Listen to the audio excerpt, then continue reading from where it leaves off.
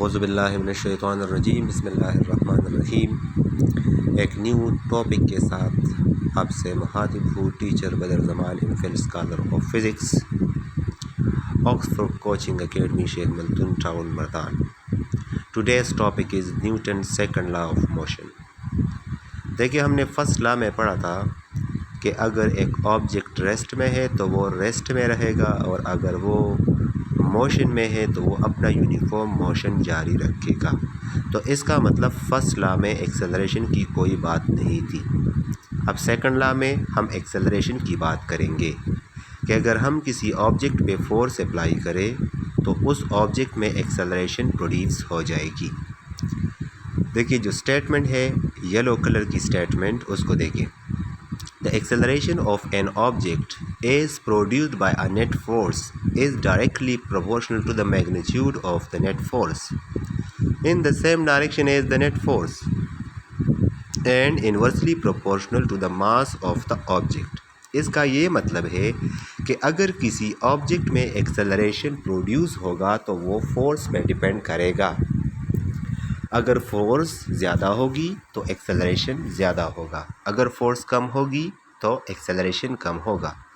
इसके अलावा इसका ये मतलब है कि जो फोर्स आप अप्लाई करेंगे और एक्सेलरेशन जो प्रोड्यूस होता है उसकी डायरेक्शन सेम होगी, मतलब कि एक्सेलरेशन फोर्स के डायरेक्शन में प्रोड्यूस होगी।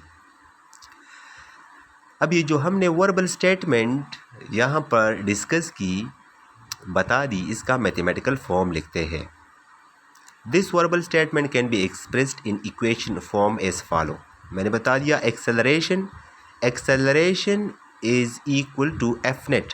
एफ नेट का मतलब जो फोर्स हमने किसी ऑब्जेक्ट पे अप्लाई की है उसको प्रोपोर्शनल है, एंड डिवाइडेड बाय मास, और मास को इनवर्स प्रोपोर्शनल है। इसका क्या मतलब है, मैं इसका आपको मतलब समझाता हूँ।